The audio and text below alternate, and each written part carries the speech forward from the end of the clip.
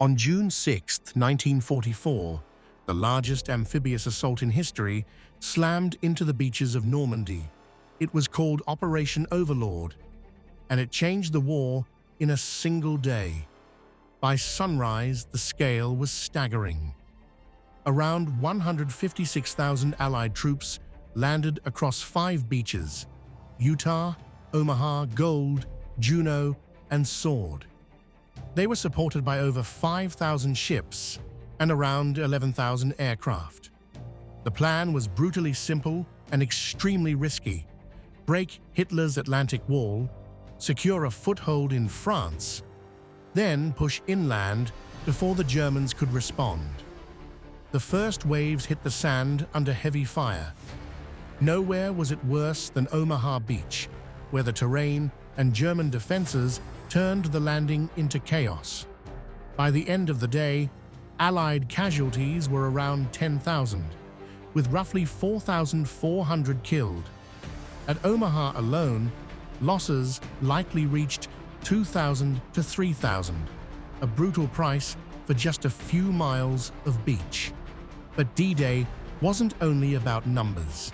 It was about timing, deception, and courage. The Allies used a massive deception campaign, Operation Bodyguard, to convince the Germans the real landing would happen at Pas-de-Calais.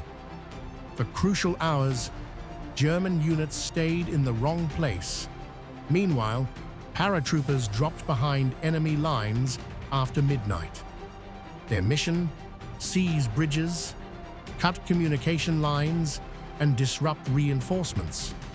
Many landed far off target, but in the confusion, small groups achieved big results. By nightfall, the Allies held a fragile but real foothold in Europe. It wasn't yet victory, but it made victory possible. Over the following weeks, the Battle of Normandy expanded into a brutal campaign. Yet that first day, June 6th, cracked the door open. D-Day proved that a global war can pivot in 24 hours, if the plan is bold enough and the execution is relentless.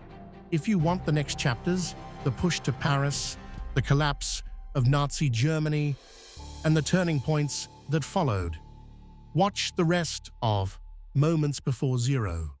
History doesn't just happen. It breaks in moments